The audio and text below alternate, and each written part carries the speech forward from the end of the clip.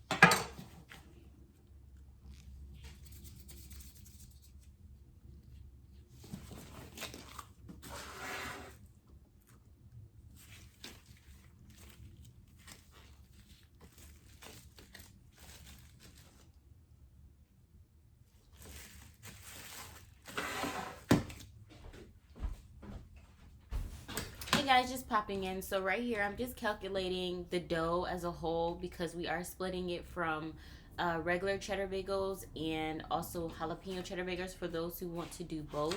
I just want to tell you, you don't have to do a double recipe. If you don't want to do the double recipe, just take the double recipe measurements and divide them by 2. I mean, not 2. Divide them by 0.5, and that'll be the regular recipe, which yields 7 bagels and like one small one, so like 7.5 bagels. So yeah, that's just the calculation I was doing, so you guys are not confused.